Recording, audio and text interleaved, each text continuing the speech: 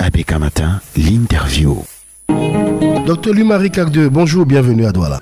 Bonjour Didier et bonjour à nos aimables auditeurs d'ABK. Recevez le bonjour de Sidonie Fikak également, à mes côtés ce matin. Bonjour Sidonie. Bonjour docteur. Docteur Louis-Marie Cagdeux, vous êtes enseignant d'économie et deuxième vice-président de Social Democratic Front. Et c'est en ces rangs et titres que vous allez peut-être aborder avec nous la question des 42 ans du renouveau. Quel bilan économique peut-on en faire de votre point de vue? Ce serait très vaste de faire un bilan économique, mais de façon succincte, on peut prendre la situation de référence initiale. En 1982, au Cameroun, il y avait l'autosuffisance alimentaire. 2024, au Cameroun, il y a dépendance alimentaire. Et la situation est d'autant plus grave qu'au Cameroun, en 2024, selon l'Institut national de la statistique, l'on dénombre environ 3 millions de personnes en situation d'urgence humanitaire. Ce qui veut dire que la dépendance est telle que nos concitoyens doivent absolument vivre comme des réfugiés dans des camps dans leur propre pays. Et c'est un peu ça la figure aujourd'hui, où toujours selon l'Institut national de la statistique, on dénombre entre 12 millions et 15 millions de pauvres au Cameroun. Les pauvres étant des personnes qui vivent avec moins de 813 francs CFA par jour. C'est énorme. Ça veut dire près d'un Camerounais sur deux vit en deçà du seuil de pauvreté. Ce n'est pas une bonne image. Je dois expliquer que sur le plan économique, on peut prendre les choses de plusieurs bouts, d'au moins deux bouts. Et vous entendrez les gens vous parler en termes de PIB ou de croissance, et ce sont des libéraux qui regardent les choses du point de vue du capital et du point de vue des patrons. Effectivement, au Cameroun, les gens se sont enrichis. On a eu un peu plus de milliardaires que dans les années 1982. Ça, c'est quelque chose d'avéré.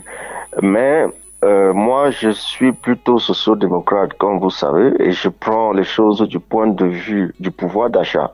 Je me mets plutôt du côté du consommateur, je me mets plutôt du côté du travailleur. Je me demande s'il y a le travail décent au Cameroun, si le pouvoir d'achat, le panier de la ménagère est rempli. Et ce sont ces indicateurs-là que j'utilise pour évaluer.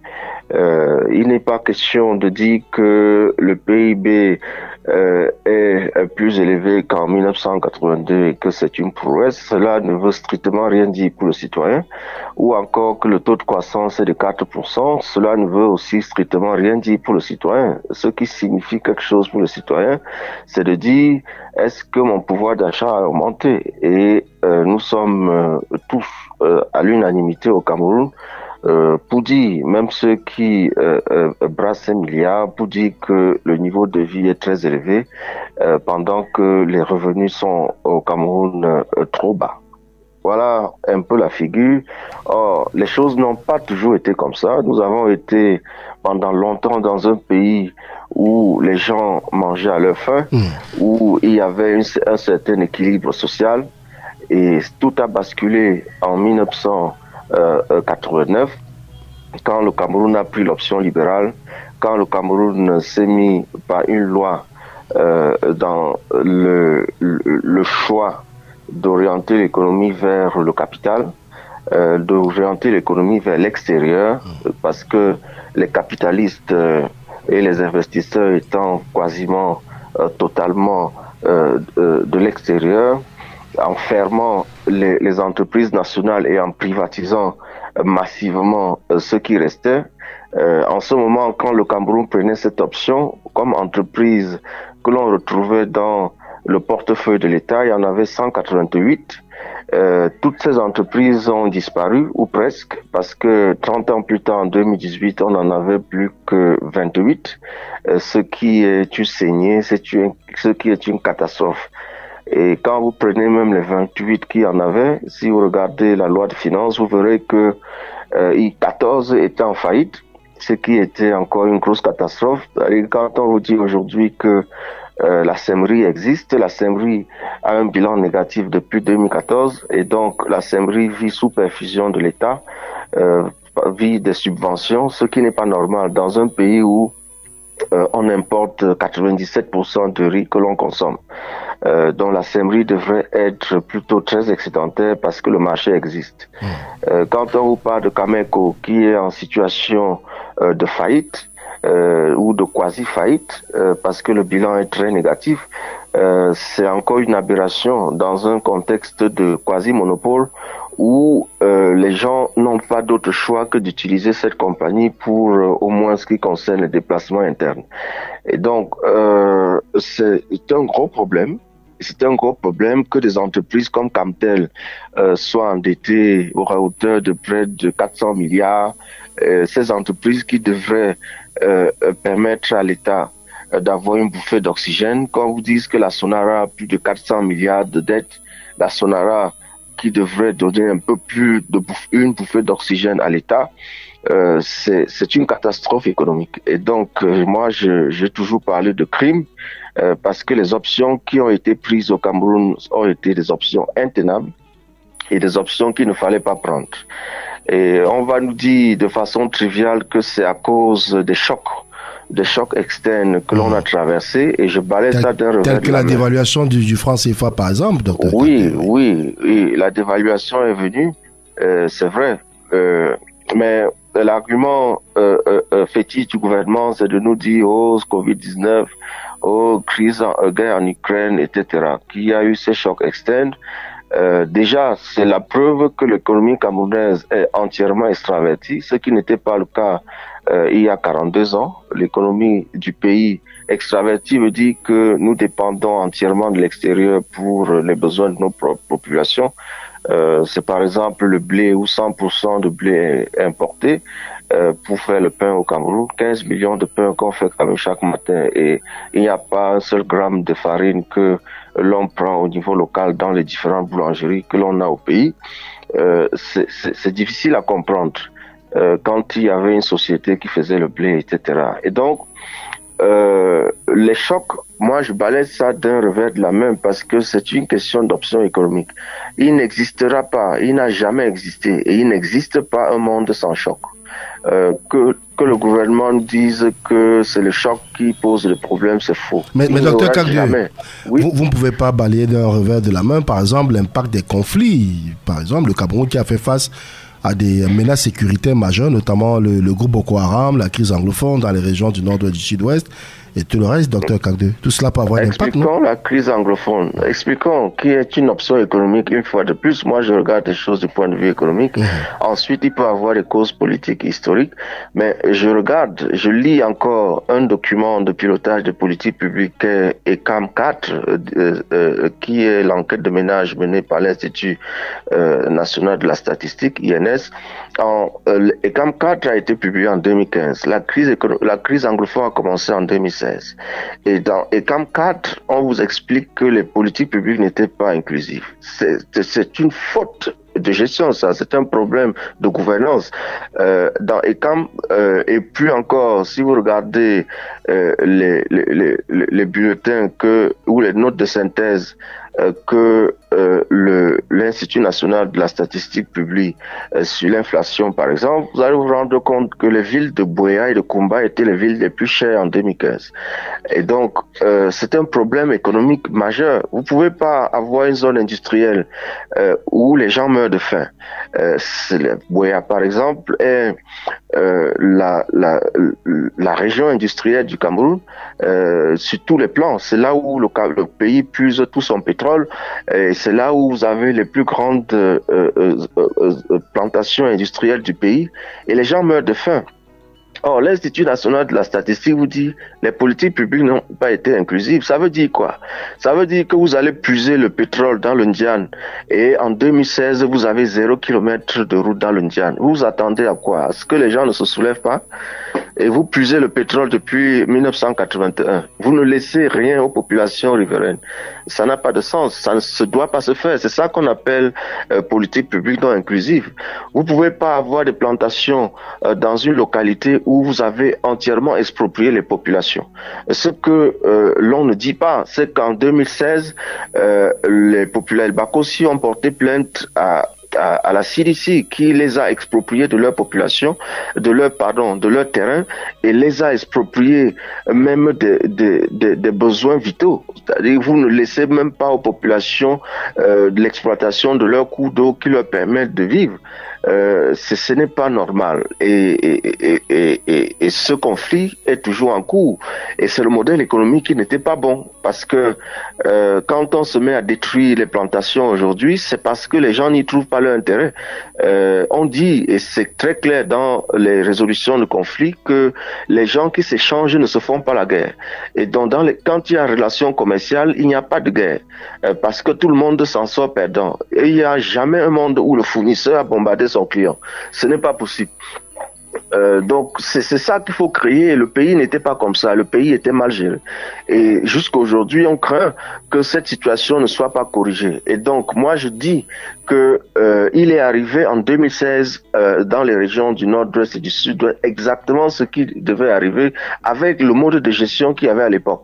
C'est pour ça qu'il faut changer d'option économique pour aller dans un sens où on reconnaît la propriété coutumière villageoise, et on permet aux gens d'entrer dans le système financier, de sortir de la pauvreté et d'être des citoyens épanouis. Vous ne pouvez pas mener un système capitaliste où vous concentrez tout entre les mains des patrons, vous donnez tous les avantages aux patrons et vous ne donnez rien aux travailleurs et aux citoyens qui sont consommateurs. Et c'est ce modèle qui ne marche pas.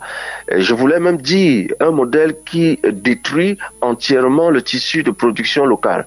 Rentrons un peu 30 ans en arrière pour voir ce qui s'est passé. Quand le Cameroun a pris l'option libérale et a ouvert ses frontières, c'est un peu comme si vous, Didier, vous alliez attaquer Patrice Nganou parce que vous pensez que vous êtes aussi un homme. Il va vous frapper, il va vous écraser. Oui. Et donc, vous n'allez pas à la libre compétition lorsque vous n'êtes pas suffisamment structuré.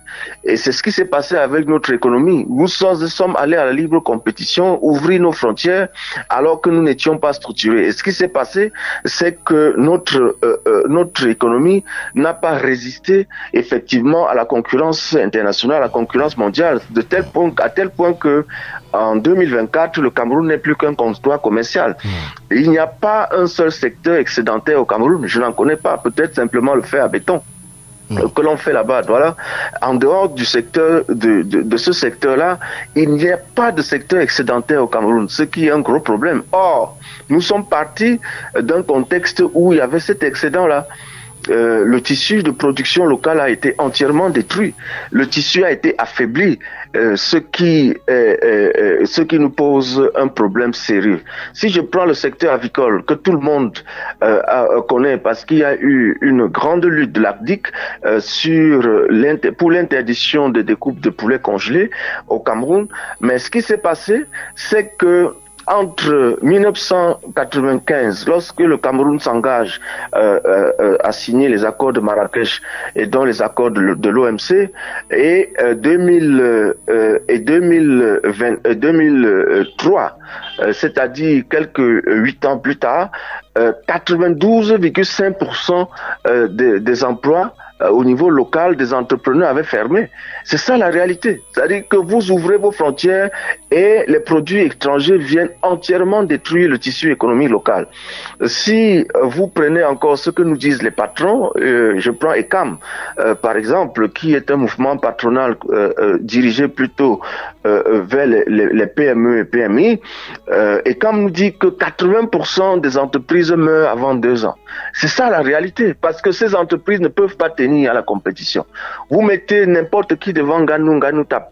Et donc, pour aller affronter Nganou, il faut être quand même quelqu'un qui a fait des entraînements, qui est structuré, qui a un niveau. Et aujourd'hui, ce n'est pas le cas pour notre économie, et c'est pour ça que nous sommes entièrement à genoux. Donc, c'est une option économique qui ne marche pas. Ce ne sont pas les chocs externes qui expliquent ce que nous avons aujourd'hui. Nous devons complètement changer d'option, protéger notre marché, et protéger notre pays, protéger les entreprises locales, donner beaucoup plus d'incitation pour la production locale. Aujourd'hui, quand vous regardez la loi de finances depuis 2022, ils n'ont donné des incitations que pour les importations massives. Ce n'est pas logique. Dans un pays qui est dans une situation d'extraversion, on devrait faire autrement, on devrait changer la façon d'encourager l'activité économique et de faire en sorte que c'est plutôt la production locale qui soit favorable.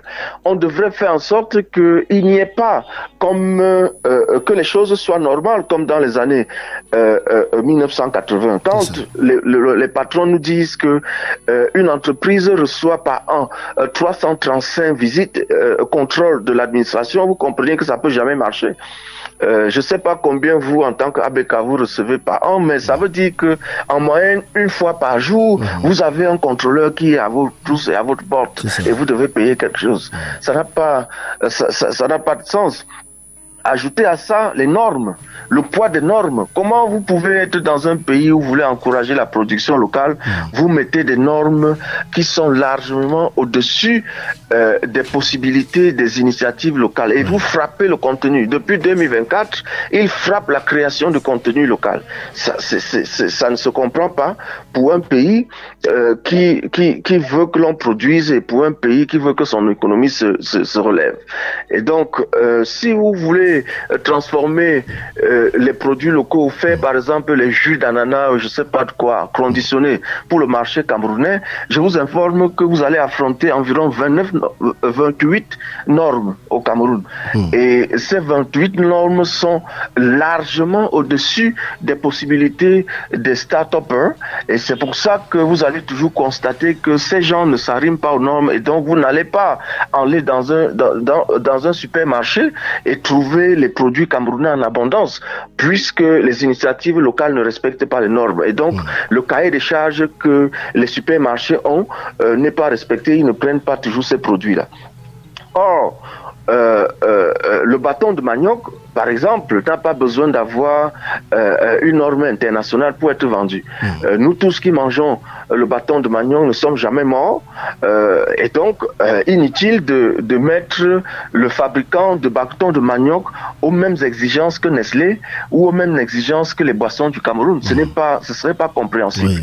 Et donc, il est temps que l'on casse tout ça au Cameroun pour favoriser la production locale et faire en sorte que nous rentrions dans la situation d'autosuffisance que nous avions il y a 40 ans et que nous avons entièrement perdu aujourd'hui. Docteur Louis-Marie Kakde, vous êtes enseignant d'économie et deuxième vice-président du Social Democratic Front. On parle d'interconnexion puisqu'on en est à faire le bilan de votre point de vue des 42 ans du renouveau, les infrastructures et les projets énergétiques, docteur Kakde, ça mériterait peut-être qu'on y fasse attention avec les barrages hydroélectriques qui ont été construits. Je vais citer Lompanga par exemple, qui était censé stabiliser l'approvisionnement en électricité et soutenir l'industrialisation. Est-ce que c'est à mettre à l'actif de l'homme du renouveau? On dit que mieux vaut 1 que 0, vous comprenez un peu, mais quand vous avez 1, c'est toujours la sous-moyenne, quoi. C'est-à-dire qu'on ne réussit pas avec 1 sur 20. Et c'est un peu comme ça que vous devez prendre la chose. L'ensemble de ces barrages-là, quelle est leur capacité de production? C'est 60 ou 65 mégawatts. Vous comprenez un peu. Or, quel est le besoin aujourd'hui en électricité au Cameroun? C'est 3000. Messieurs, c'est 3000 mégawatts. Donc, vous n'allez pas me demander de célébrer 60 mégawatts dans un contexte où on a besoin de 3000. Et aujourd'hui, si vous prenez l'ensemble de la production nationale, vous serez autour de 1500 ou 1600 mégawatts. Et donc, il y a encore un déficit de près de 1500 autres qu'il faut trouver. Donc, 60, c'est déjà 1 sur 20, mais ce n'est pas ce qu'il faut aujourd'hui. Et il faut aller plus loin que ça. Or, l'option, encore une fois de plus, l'orientation des politiques publiques qui rend la situation aussi complexe. Au Cameroun, nous avons identifié 300 cours d'eau susceptibles, si on ne parle que d'hydroélectricité, 300 cours d'eau susceptibles de permettre la production locale d'électricité. Au lieu de vouloir produire 60 mégawatts une fois, pour toutes, on peut décentraliser la production d'électricité aux communes et les quelques ou aux régions lesquels conseils régionaux et communes, dans le cadre même de la décentralisation, pourraient faire des mini-barrages susceptibles de produire 2 mégawatts, ou même pour certains villages, pour certaines communes de petite taille, susceptibles de leur produire les 200 kilowatts qui leur permettent d'alimenter leur commune, et puis c'est tout, quoi. Et c'est ça qui n'est pas fait, puisque l'on est dans le monopole. On est dans une situation monopolistique qui bloque l'investissement. Et cette situation monopolistique, qui est partie d'une privatisation, la privatisation de la SONEL, n'a pas respecté les règles de l'art dans les années 1990. Pourquoi est-ce qu'on privatise? On privatise, par exemple, on peut privatiser pour rechercher les capitaux. Or, quand on observe ce qui s'est passé, on a privatisé la SONEL pour que l'investisseur ou bien le repreneur, le privé, vienne augmenter le prix du kilowatt-heure pour investir, ce qui était une vraie opération de pillage, parce que la SONEL aurait pu et l'État aurait pu aussi augmenter le prix du kilowatt-heure. Et c'est d'ailleurs pour ça que l'on est plutôt dans la tendance de la renationalisation. On a déjà renationalisé Kamwata, qui faisait suite à une privatisation échouée de la SNEC, et on est en cours de renationalisation des Néo, qui était aussi un échec de la privatisation de la SONEL. Voilà un peu le tableau qu'il ne faut pas apprécier.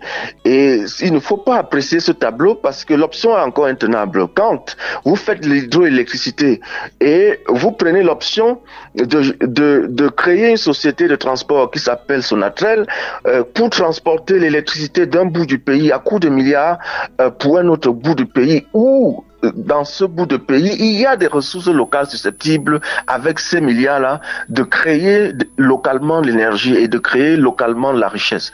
Or, ce n'est pas compréhensible. Pourquoi vous voulez produire dans le Grand Sud et transporter dans le Grand Nord? Pourquoi? Alors que au Cameroun, nous avons aujourd'hui le potentiel solaire est 20 fois supérieur au potentiel hydroélectrique. Pourquoi vous voulez faire ça?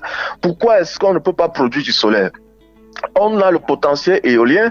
Vous avez au moins 3 régions au Cameroun où la vitesse du vent moyen par an est de 6 mètres par seconde. Il y a le mont Bamboutos, il y a Tchibati, et puis il y a les abords du lac Tchad. Pourquoi est-ce que l'on veut toujours faire l'hydroélectricité dans ces endroits-là et avoir un coût de revenu, un prix de revenu plus cher? C'est très discutable et ce sont des options qui ne marchent pas et qu'il faut absolument changer. C'est un peu ça le problème. Donc je mets sur la table la question du monopole qui empêche que les Camerounais profitent pleinement de leur potentiel et puis de leurs ressources naturelles, et je mets sur la table la nécessité de décentraliser effectivement la production de l'énergie, et je mets sur la table la nécessité de diversifier les sources d'énergie et de ne pas concentrer toute notre énergie sur l'hydroélectricité qui aujourd'hui ne suffit pas à combler les 1500 mégawatts qu'il faut encore pour qu'il y ait un équilibre au Cameroun et pour que dans les ménages on dise adieu au délestage. Voilà la figure et voilà l'orientation que nous pensons être adéquate pour résoudre les problèmes d'électricité au Cameroun. Et il ne faut pas 42 ans pour y arriver. Si la volonté y est, on y arriverait avant un mandat, c'est-à-dire d'ici 5 ans. Voilà qui est dit, docteur Louis-Marie Cacdeux, avant que d'avoir plus tard, en souhaitant que vous ayez le pouvoir un jour, à votre bilan. Est-ce qu'on ne pourrait pas revenir quelques minutes sur les accords commerciaux? Parce que ce matin, Sidonie Fikak et moi-même reparlions d'import-substitution. Est-ce qu'on ne peut pas dire que les accords de partenariat que le Cameroun a signés, par exemple avec l'Union européenne, malgré les pertes douanières, visaient à stimuler la compétitivité des produits camerounais sur les marchés internationaux? Est-ce qu'à l'heure du bilan des 42 ans, on peut dire que quelque chose dans ce sens a été fait de façon efficace? Les accords commerciaux n'ont pas respecté les règles de l'art. Le libre-échange n'est pas un jeu à somme nulle. C'est-à-dire que ce que l'un gagne, l'autre perd. Ce n'est pas vraiment ça le libre-échange. Et donc, au Cameroun aujourd'hui, ce qu'on appelle les accords APE, c'est du mercantilisme. C'est-à-dire que c'est quelque chose qui profite dans un seul sens. L'Union européenne, par exemple, importe au Cameroun, exporte au Cameroun, disons comme ça, à partir de l'Union européenne, mais le Cameroun, lui, il exporte quoi dans la zone de l'Union européenne? Et quelle est la masse? Est-ce que ça valait la peine cet accord-là? Aujourd'hui, si vous, Didier Kouamouo, vous voulez exporter quelque chose dans la zone de l'Union européenne, vous faites face à ce que l'on appelle les barrières non tarifaires. Et c'est une situation qui permet à l'Europe de protéger son marché. Alors qu'au Cameroun, on nous ramène tous les déchets du monde entier comme produits. C'est d'ailleurs pour ça que sur le plan de la santé publique, la situation est catastrophique. On n'a jamais eu les maladies chroniques dans notre pays comme c'est le cas aujourd'hui. Puisque si vous regardez dans les registres de santé, vous allez voir que 80% des causes de consultation sont des intoxications alimentaires, par exemple. C'est des diarrhées, ce sont des maux de tête, ce sont des maux de ventre et ce sont des vomissements. Voilà les 4 plus grands symptômes que vous avez dans les centres de santé. Ça, c'est l'intoxication alimentaire et c'est ça plus tard qui va vous créer des cancers et qui va vous créer des AVC. Et donc, on en a au Cameroun aujourd'hui par centaines de milliers par an, ce qui est vraiment très inquiétant et ce qu'il n'y avait pas il y a 40 ans. Puisque les frontières du Cameroun sont ouvertes, il n'y a aucun contrôle et on nous déverse tout, sauf des produits de bonne qualité. C'est donc quelque chose qui s'appelle mercantilisme, pas libre-échange. Parce que le libre-échange est quelque chose de win-win, de gagnant-gagnant. Le libre-échange n'est pas un échange à sens unique. Et c'est ça qui est regrettable dans le système de fonctionnement aujourd'hui. Et il faut absolument corriger ça, parce que même s'il fallait parler de libre-échange, ce n'est pas l'Union européenne qui est notre premier partenaire commercial. Moi, je prends toujours le cas du Nigeria voisin. Nous, Cameroun partage avec le Nigeria 1800 km de frontières. Oui. Et donc, vous pouvez pas laisser un marché de 300 millions de consommateurs à côté de vous au Nigeria pour aller chercher un marché de 500 millions de personnes en Europe à plus de 7000 km. Des gens avec qui des populations n'ont pas de contact. Or, le marché déjà même le marché de 30 millions que nous sommes au Cameroun, nous n'arrivons pas à combler, ce qui justifie très mal que vous alliez encore chercher de gros marchés. Didier Kouamouo, si vous avez un marché de 30 millions, on vous demande de livrer. Vous êtes incapable de livrer. Pourquoi vous allez encore chercher 500 millions, signer un accord pour un marché de 500 millions qui va permettre que ce marché, cet accord va permettre que vos 300 millions, vos 30 millions de consommateurs soient envahis par les produits qui viennent de l'Union européenne. Ça n'a pas de sens. C'est donc un très mauvais accord commercial. Et donc, si nous avions même déjà la possibilité de combler nos 30 millions de consommateurs, il serait encore plus logique de signer un accord commercial avec le Nigeria qui serait plus opérationnel, qui permettrait que nos populations qui s'échangent tout le long de la frontière puissent travailler dans un cadre légal et dans un cadre formel et qui permettrait donc que l'économie se structure et que la production, la création locale de richesse soit effective. Mais ce n'est pas le cas malheureusement et ce genre d'accords commerciaux au Cameroun aujourd'hui nous conduisent plutôt dans les abîmes. C'est la conclusion que j'ai faite et tout le monde observe les conséquences. J'ai parlé sur le plan de la santé publique, mais il y a aussi des conséquences sur la création de l'emploi. Le seul vrai métier que les jeunes Camerounais ont aujourd'hui, c'est la moto. C'est la moto. Et les gens abandonnent les secteurs productifs pour aller dans ce secteur de services, de transport, parce que 42 ans plus tard au Cameroun, il n'y a pas de transport public. Il y avait la SOTUC et tout ce que l'on connaissait à l'époque. Tout cela a été pillé et fermé.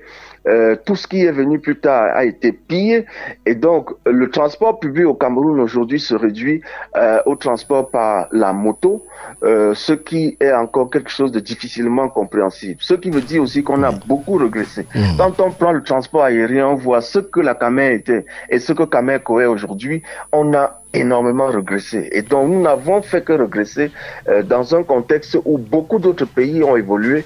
Si je parle de Rwanda, de Tanzanie, du Kenya, de l'Éthiopie, mon Dieu, j'ai donné les pièces jaunes pour qu'on sauve les Éthiopiens. Et aujourd'hui, ce sont les Éthiopiens qui vont nous donner l'aide au développement au Cameroun. Ça fait mal. Ça fait mal parce Merci, que nous docteur. pouvions être mieux que les Éthiopiens aujourd'hui. C'est cela. Peut-être qu'il y a des défis majeurs également, tels que la lutte contre la corruption, et tout cela qu'on ne peut pas mettre. La corruption a été fabriquée. Monsieur Kouamou, 1993, quand vous coupez les salaires des gens par 3, et 94, on fait la dévaluation de 50%. Ce qui veut dire quoi? Cela veut dire que la personne qui avait 100 000 ne gagne plus que 17 000. Imaginez vous-même qui êtes là-bas et qui êtes salarié. On coupe vos salaires par 5 environ. Et pendant le même temps, pendant ces 2 années-là, l'inflation, les prix augmentent de plus de 40%. Comment vous faites pour vous en sortir? Et donc, les gens ne pouvaient que trouver des moyens, ce qu'ils appellent la résilience, c'est-à-dire qu'à travers la corruption, on essaye de vendre le service public pour s'en sortir. Et cela fait que depuis 1998, le Cameroun fait partie des champions du monde de corruption. Ce n'est que la suite logique de la chose. Docteur Louis-Marie Kagde, merci. C'est moi qui vous remercie. Au revoir. Toutes nos interviews sont désormais disponibles en version augmentée sur notre plateforme digitale www.abkradioofficiel.com. ABK Matin, encore et toujours des invités de qualité. ABK Matin, l'interview. Docteur Louis-Marie Kagde, bonjour, bienvenue à Douala. Bonjour Didier et bonjour à nos aimables auditeurs d'ABK. Recevez le bonjour de Sidonie Fikak également, à mes côtés ce matin. Bonjour Sidonie. Bonjour docteur. Docteur Louis-Marie Kagde, vous êtes enseignant d'économie et deuxième vice-président de Social Democratic Front. Et c'est en ces rangs et titres que vous allez peut-être aborder avec nous la question des 42 ans du renouveau. Quel bilan économique peut-on en faire de votre point de vue? Ce serait très vaste de faire un bilan économique, mais de façon succincte, on peut prendre la situation de référence initiale. En 1982, au Cameroun, il y avait l'autosuffisance alimentaire. 2024, au Cameroun, il y a dépendance alimentaire. Et la situation est d'autant plus grave qu'au Cameroun, en 2024, selon l'Institut national de la statistique, l'on dénombre environ 3 millions de personnes en situation d'urgence humanitaire. Ce qui veut dire que la dépendance est telle que nos concitoyens doivent absolument vivre comme des réfugiés dans des camps dans leur propre pays. Et c'est un peu ça la figure aujourd'hui, où toujours selon l'Institut national de la statistique, on dénombre entre 12 millions et 15 millions de pauvres au Cameroun. Les pauvres étant des personnes qui vivent avec moins de 813 francs CFA par jour. C'est énorme. Ça veut dire près d'un Camerounais sur 2 vit en deçà du seuil de pauvreté. Ce n'est pas une bonne image. Je dois expliquer que sur le plan économique, on peut prendre les choses de plusieurs bouts, d'au moins 2 bouts. Et vous entendrez les gens, vous parlez en termes de PIB ou de croissance, et ce sont des libéraux qui regardent les choses du point de vue du capital et du point de vue des patrons. Effectivement, au Cameroun, les gens se sont enrichis. On a eu un peu plus de milliardaires que dans les années 1982. Ça, c'est quelque chose d'avéré. Mais moi, je suis plutôt socio-démocrate, comme vous savez, et je prends les choses du point de vue du pouvoir d'achat. Je me mets plutôt du côté du consommateur, je me mets plutôt du côté du travailleur. Je me demande s'il y a le travail décent au Cameroun, si le pouvoir d'achat, le panier de la ménagère est rempli. Et ce sont ces indicateurs-là que j'utilise pour évaluer. Il n'est pas question de dire que le PIB est plus élevé qu'en 1982 et que c'est une prouesse. Cela ne veut strictement rien dire pour le citoyen. Ou encore que le taux de croissance est de 4%. Cela ne veut aussi strictement rien dire pour le citoyen. Ce qui signifie quelque chose pour le citoyen, c'est de dire, est-ce que mon pouvoir d'achat a augmenté? Et nous sommes tous à l'unanimité au Cameroun pour dire, même ceux qui brassent 5 milliards, pour dire que le niveau de vie est très élevé pendant que les revenus sont au Cameroun trop bas. voilà un peu la figure. Or, les choses n'ont pas toujours été comme ça. Nous avons été pendant longtemps dans un pays où les gens mangeaient à leur faim, où il y avait un certain équilibre social, et tout a basculé en 1989, quand le Cameroun a pris l'option libérale, quand le Cameroun s'est mis par une loi dans le choix d'orienter l'économie vers le capital, d'orienter l'économie vers l'extérieur, parce que les capitalistes et les investisseurs étant quasiment totalement de l'extérieur, en fermant les entreprises nationales et en privatisant massivement ce qui restait. En ce moment, quand le Cameroun prenait cette option, comme entreprise que l'on retrouvait dans le portefeuille de l'État, il y en avait 188. Toutes ces entreprises ont disparu, ou presque, parce que 30 ans plus tard, en 2018, on n'en avait plus que 28, ce qui est une saignée, ce qui est une catastrophe. Et quand vous prenez même les 28 qu'il y en avait, si vous regardez la loi de finances, vous verrez que 14 étaient en faillite, ce qui était encore une grosse catastrophe. Et quand on vous dit aujourd'hui que la CEMRI existe, la CEMRI a un bilan négatif depuis 2014, et donc la CEMRI vit sous perfusion de l'État, vit des subventions, ce qui n'est pas normal dans un pays où on importe 97% de riz que l'on consomme. Donc la CEMRI devrait être plutôt très excédentaire parce que le marché existe. Quand on vous parle de Cameco qui est en situation de faillite ou de quasi-faillite parce que le bilan est très négatif, c'est encore une aberration dans un contexte de quasi-monopole où les gens n'ont pas d'autre choix que d'utiliser cette compagnie pour au moins ce qui concerne les déplacements internes. Et donc, c'est un gros problème. C'est un gros problème que des entreprises comme Camtel soient endettées à hauteur de près de 400 milliards. Ces entreprises qui devraient permettre à l'État d'avoir une bouffée d'oxygène. Quand vous dites que la Sonara a plus de 400 milliards de dettes, la Sonara qui devrait donner un peu plus de une bouffée d'oxygène à l'État, c'est une catastrophe économique. Et donc, moi, j'ai toujours parlé de crime parce que les options qui ont été prises au Cameroun ont été des options intenables et des options qu'il ne fallait pas prendre. Et on va nous dire de façon triviale que c'est à cause des chocs externes que l'on a traversés, et je balaye ça d'un revers de la main. Telle que la dévaluation du franc CFA, par exemple, docteur. Oui, la dévaluation est venue, c'est vrai. Mais l'argument fétiche du gouvernement, c'est de nous dire, oh, Covid-19, oh, crise, guerre en Ukraine, etc., qu'il y a eu ces chocs externes. Déjà, c'est la preuve que l'économie camerounaise est entièrement extravertie, ce qui n'était pas le cas il y a 42 ans. L'économie du pays extravertie veut dire que nous dépendons entièrement de l'extérieur pour les besoins de nos propres populations. C'est par exemple le blé où 100% de blé est importé pour faire le pain au Cameroun. 15 millions de pains qu'on fait quand même chaque matin, et il n'y a pas un seul gramme de farine que l'on prend au niveau local dans les différentes boulangeries que l'on a au pays. C'est difficile à comprendre quand il y avait une société qui faisait le blé, etc. Et donc, les chocs, moi je balaye ça d'un revers de la main parce que c'est une question d'option économique. Il n'existera pas, il n'a jamais existé, et il n'existe pas un monde sans choc. Que le gouvernement dise que c'est le choc qui pose le problème, c'est faux. Mais docteur Kagdieu, vous ne pouvez pas balayer d'un revers de la main, par exemple, l'impact des conflits. Par exemple, le Cameroun qui a fait face à des menaces sécuritaires majeures, notamment le groupe Boko Haram, la crise anglophone dans les régions du nord-ouest, du sud-ouest, et tout le reste, docteur Kagdieu. Tout cela peut avoir un impact, non? Expliquons la crise anglophone. Expliquons qui est une option économique une fois de plus. Moi, je regarde les choses du point de vue économique. Ensuite, il peut y avoir des causes politiques et historiques.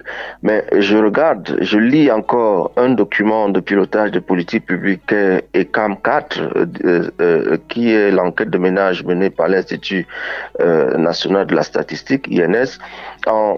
ECAM 4 a été publié en 2015. La crise anglophone a commencé en 2016. 2016. Et dans ECAM 4, on vous explique que les politiques publiques n'étaient pas inclusives. C'est une faute de gestion, ça, c'est un problème de gouvernance. Dans ECAM, et puis encore, si vous regardez les bulletins ou les notes de synthèse que l'Institut national de la statistique publie sur l'inflation, par exemple, vous allez vous rendre compte que les villes de Buea et de Kumba étaient les villes les plus chères en 2015. Et donc, c'est un problème économique majeur. Vous pouvez pas avoir une zone industrielle où les gens meurent de faim.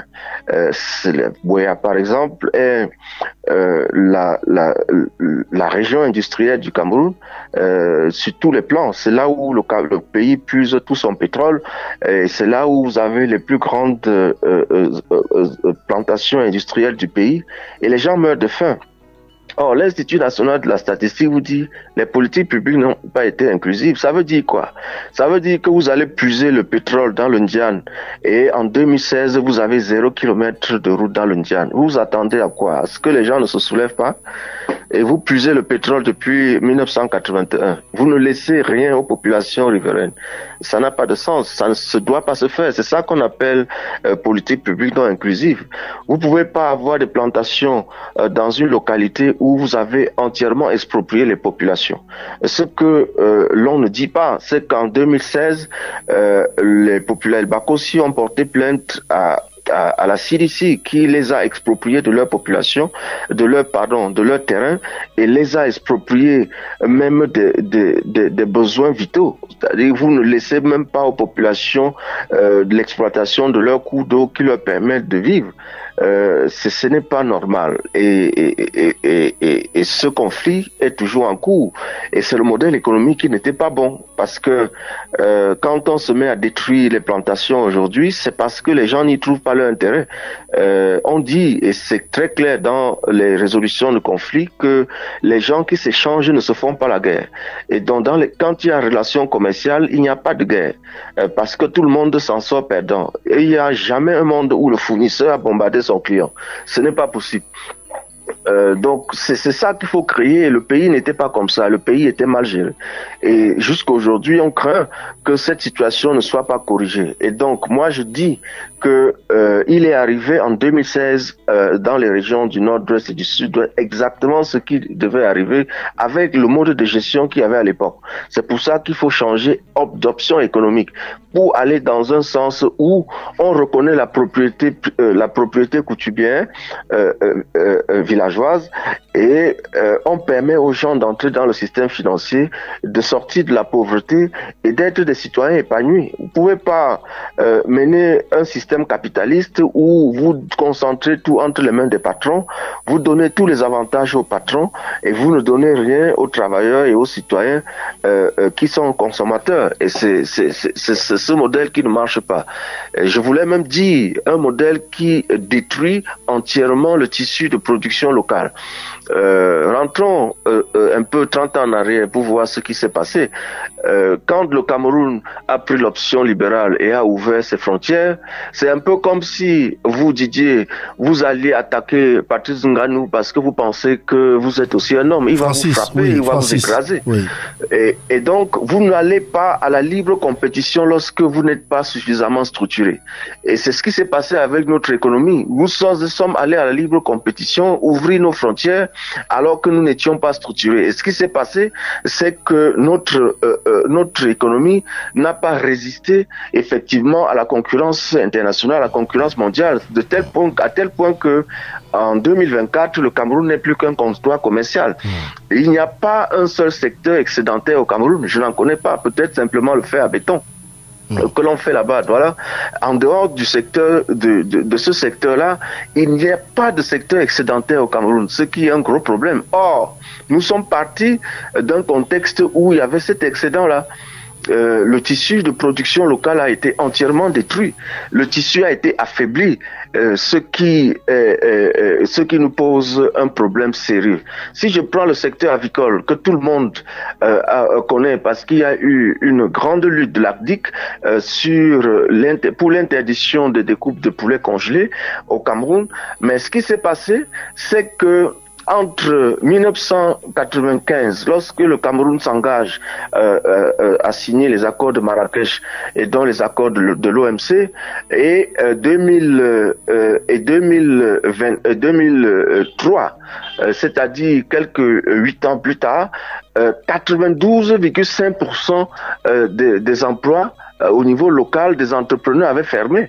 C'est ça la réalité. C'est-à-dire que vous ouvrez vos frontières et les produits étrangers viennent entièrement détruire le tissu économique local.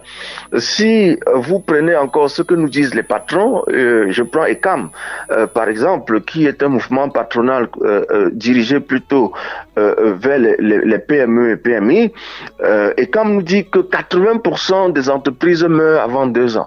C'est ça la réalité, parce que ces entreprises ne peuvent pas tenir à la compétition. Vous mettez n'importe qui devant Nganou, Nganou tape.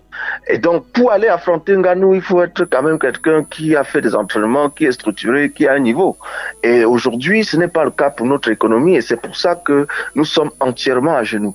Donc, c'est une option économique qui ne marche pas. Ce ne sont pas les chocs externes qui expliquent ce que nous avons aujourd'hui.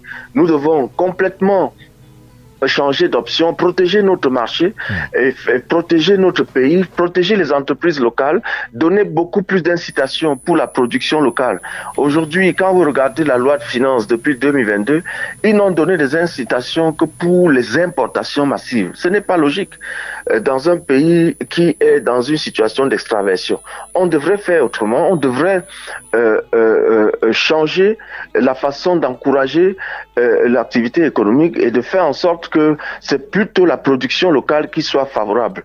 On devrait faire en sorte qu'il n'y ait pas que les choses soient normales comme dans les années 1980. Quand les patrons nous disent que une entreprise reçoit par an 335 visites contrôle de l'administration, vous comprenez que ça peut jamais marcher. Je ne sais pas combien vous, en tant qu'ABK, vous recevez par an, mais ça veut dire que en moyenne, une fois par jour, vous avez un contrôleur qui est à votre pouce et à votre porte, et vous devez payer quelque chose. Ça n'a pas de sens.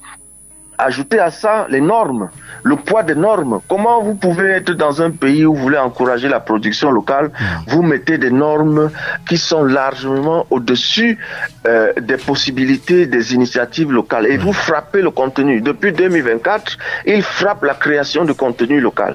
Ça ne se comprend pas pour un pays qui veut que l'on produise et pour un pays qui veut que son économie se relève.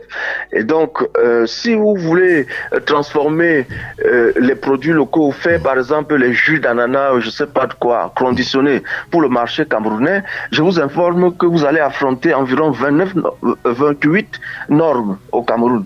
Et ces 28 normes sont largement au-dessus des possibilités des start-upers, et c'est pour ça que vous allez toujours constater que ces gens ne s'arriment pas aux normes, et donc vous n'allez pas aller dans un supermarché et trouver les produits camerounais en abondance, puisque les initiatives locales ne respectent pas les normes. Et donc, le cahier des charges que les supermarchés ont n'est pas respecté, ils ne prennent pas toujours ces produits-là. Or, le bâton de manioc, par exemple, n'a pas besoin d'avoir une norme internationale pour être vendu. Nous tous qui mangeons le bâton de manioc ne sommes jamais morts, et donc inutile de mettre le fabricant de bâtons de manioc aux mêmes exigences que Nestlé ou aux mêmes exigences que les boissons du Cameroun. Ce serait pas compréhensible. Et donc, il est temps que l'on casse tout ça au Cameroun pour favoriser la production locale et faire en sorte que nous rentrions dans la situation d'autosuffisance que nous avions il y a 40 ans et que nous avons entièrement perdu aujourd'hui. Docteur Louis Marie Cagde, vous êtes enseignant d'économie et deuxième vice-président du Social Democratic Front. On parle d'interconnexion puisqu'on en est à faire le bilan de votre point de vue des 42 ans du renouveau, les infrastructures et les projets énergétiques, docteur Cagde, ça mériterait peut-être qu'on y fasse attention avec les barrages hydroélectriques qui ont été construits. Je vais citer Lompanga par exemple, qui était censé stabiliser l'approvisionnement en électricité et soutenir l'industrialisation. Est-ce que c'est à mettre à l'actif de l'homme du renouveau? On dit que mieux vaut 1 que 0, vous comprenez un peu, mais quand vous avez 1, c'est toujours la sous-moyenne, quoi. C'est-à-dire qu'on ne réussit pas avec 1 sur 20. Et c'est un peu comme ça que vous devez prendre la chose. L'ensemble de ces barrages-là, quelle est leur capacité de production? C'est 60 ou 65 mégawatts. Vous comprenez un peu? Or, quel est le besoin aujourd'hui en électricité au Cameroun? C'est 3000.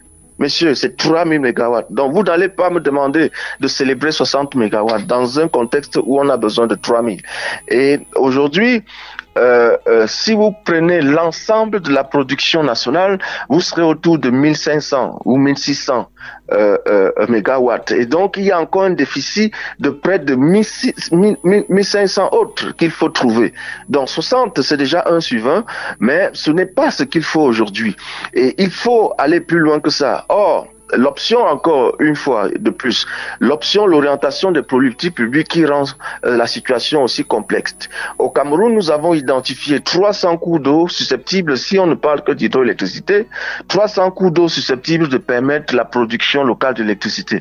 Au lieu de vouloir produire 60 mégawatts une fois, pour toutes, on peut décentraliser la production d'électricité aux communes et les quelques ou aux régions, et lesquels conseils régionaux et communes, dans le cadre même de la décentralisation, pourraient faire des mini-barrages susceptibles de produire 2 mégawatts, ou même pour certains villages, pour certaines communes de petite taille, susceptibles de leur produire les 200 kilowatts qui leur permettent d'alimenter leur commune, et puis c'est tout, quoi. Et c'est ça qui n'est pas fait, puisque l'on est dans le monopole. On est dans une situation monopolistique qui bloque l'investissement. Et cette situation monopolistique, qui est partie d'une privatisation, la privatisation de la SONEL, n'a pas respecté les règles de l'art dans les années 1990. Pourquoi est-ce qu'on privatise? On privatise, par exemple, on peut privatiser pour rechercher les capitaux. Or, quand on observe ce qui s'est passé, on a privatisé la SONEL pour que l'investisseur ou bien le repreneur, le privé, vienne augmenter le prix du kilowatt-heure pour investir, ce qui était une vraie opération de pillage, parce que la SONEL aurait pu, et l'État aurait pu aussi augmenter le prix du kilowatt-heure. Et c'est d'ailleurs pour ça que l'on est plutôt dans la tendance de la renationalisation. On a déjà renationalisé Kamwata, qui faisait suite à une privatisation échoué de la SNEC, et on est en cours de renationalisation des NEO, qui était aussi un échec de la privatisation de la SONEL. Voilà un peu le tableau qu'il ne faut pas apprécier. Et il ne faut pas apprécier ce tableau parce que l'option est encore intenable. Quand vous faites l'hydroélectricité et vous prenez l'option de créer une société de transport qui s'appelle Sonatrel, pour transporter l'électricité d'un bout du pays à coût de milliards pour un autre bout du pays, où dans ce bout de pays, il y a des ressources locales susceptibles, avec ces milliards-là, de créer localement l'énergie et de créer localement la richesse. Or, ce n'est pas compréhensible. Pourquoi vous voulez produire dans le Grand Sud et transporter dans le Grand Nord? Pourquoi? Alors que au Cameroun, nous avons aujourd'hui le potentiel solaire est 20 fois supérieur au potentiel hydroélectrique. Pourquoi vous voulez faire ça? Pourquoi est-ce qu'on ne peut pas produire du solaire? On a le potentiel éolien. Vous avez au moins 3 régions au Cameroun où la vitesse du vent moyenne par an est de 6 mètres par seconde. Il y a le mont Bamboutos, il y a Tchibati, et puis il y a les abords du lac Tchad. Pourquoi est-ce que l'on veut toujours faire l'hydroélectricité dans ces endroits-là et avoir un coût de revenu, un prix de revenu plus cher? C'est très discutable et ce sont des options qui ne marchent pas et qu'il faut absolument changer. C'est un peu ça le problème. Donc je mets sur la table la question du monopole qui empêche que les Camerounais profitent pleinement de leur potentiel et puis de leurs ressources naturelles, et je mets sur la table la nécessité de décentraliser effectivement la production de l'énergie, et je mets sur la table la nécessité de diversifier les sources d'énergie et de ne pas concentrer toute notre énergie sur l'hydrogène l'hydroélectricité qui aujourd'hui ne suffit pas à combler les 1500 mégawatts qu'il faut encore pour qu'il y ait un équilibre au Cameroun et pour que dans les ménages on dise adieu au délestage. Voilà la figure et voilà l'orientation que nous pensons être adéquate pour résoudre les problèmes d'électricité au Cameroun. Et il ne faut pas 42 ans pour y arriver. Si la volonté y est, on y arriverait avant un mandat, c'est-à-dire d'ici 5 ans. Voilà qui est dit, docteur Louis-Marie Cagdeux, avant que d'avoir plus tard, en souhaitant que vous ayez le pouvoir un jour, à votre bilan. Est-ce qu'on ne pourrait pas revenir quelques minutes sur les accords commerciaux? Parce que ce matin, Sidonie Fikak et moi-même reparlions d'import-substitution. Est-ce qu'on ne peut pas dire que les accords de partenariat que le Cameroun a signés, par exemple avec l'Union européenne, malgré les pertes douanières, visaient à stimuler la compétitivité des produits camerounais sur les marchés internationaux? Est-ce qu'à l'heure du bilan des 42 ans, on peut dire que quelque chose dans ce sens a été fait de façon efficace? Les accords commerciaux n'ont pas respecté les règles de l'art. Le libre-échange n'est pas un jeu à somme nulle. C'est-à-dire que ce que l'un gagne, l'autre perd. Ce n'est pas vraiment ça le libre-échange. Et donc, au Cameroun aujourd'hui, ce qu'on appelle les accords APE, c'est du mercantilisme. C'est-à-dire que c'est quelque chose qui profite dans un seul sens. L'Union européenne, par exemple, importe au Cameroun, exporte au Cameroun, disons comme ça, à partir de l'Union européenne, mais le Cameroun, lui, il exporte quoi dans la zone de l'Union européenne? Et quelle est la masse? Est-ce que ça valait la peine cet accord-là? Aujourd'hui, si vous, Didier Kouamouo, vous voulez exporter quelque chose dans la zone de l'Union européenne, vous faites face à ce que l'on appelle les barrières non tarifaires. Et c'est une situation qui permet à l'Europe de protéger son marché. Alors qu'au Cameroun, on nous ramène tous les déchets du monde entier comme produit. C'est d'ailleurs pour ça que sur le plan de la santé publique, la situation est catastrophique. On n'a jamais eu les maladies chroniques dans notre pays comme c'est le cas aujourd'hui. Puisque si vous regardez dans les registres de santé, vous allez voir que 80% des causes de consultation sont des intoxications alimentaires, par exemple. C'est des diarrhées, ce sont des maux de tête, ce sont des maux de ventre et ce sont des vomissements. Voilà les 4 plus grands symptômes que vous avez dans les centres de santé. Ça, c'est l'intoxication alimentaire et c'est ça plus tard qui va vous créer des cancers et qui va vous créer des AVC. Et donc, on en a au Cameroun aujourd'hui par centaines de milliers par an, ce qui est vraiment très inquiétant et ce qu'il n'y avait pas il y a 40 ans. Puisque les frontières du Cameroun sont ouvertes, il n'y a aucun contrôle et on nous déverse tout, sauf des produits de bonne qualité. C'est donc quelque chose qui s'appelle mercantilisme, pas libre-échange. Parce que le libre-échange est quelque chose de win-win, de gagnant-gagnant. Le libre-échange n'est pas un échange à sens unique. Et c'est ça qui est regrettable dans le système de fonctionnement aujourd'hui. Et il faut absolument corriger ça, parce que même s'il fallait parler de libre-échange, ce n'est pas l'Union européenne qui est notre premier partenaire commercial. Moi, je prends toujours le cas du Nigeria voisin. Nous, Cameroun partage avec le Nigeria 1800 km de frontières. Oui. Et donc, vous pouvez pas laisser un marché de 300 millions de consommateurs à côté de vous au Nigeria pour aller chercher un marché de 500 millions de personnes en Europe à plus de 7000 km. Des gens avec qui les populations n'ont pas de contact. Or, le marché déjà même le marché de 30 millions que nous sommes au Cameroun, nous n'arrivons pas à combler, ce qui justifie très mal que vous alliez encore chercher de gros marchés. Didier Kouamouo, si vous avez un marché de 30 millions, on vous demande de livrer. Vous êtes incapable de livrer.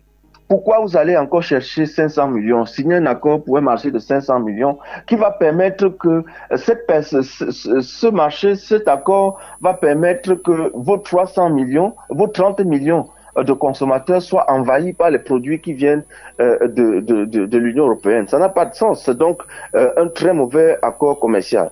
Et donc, si nous avions même déjà la possibilité de combler nos 30 millions de consommateurs, il serait encore plus logique de signer un accord commercial avec le Nigeria qui serait plus opérationnel, qui permettrait que nos populations qui s'échangent tout le long de la frontière puissent travailler dans un cadre légal et dans un cadre formelle et qui permettrait donc que l'économie se structure et que la production, la création locale de richesse soit effective.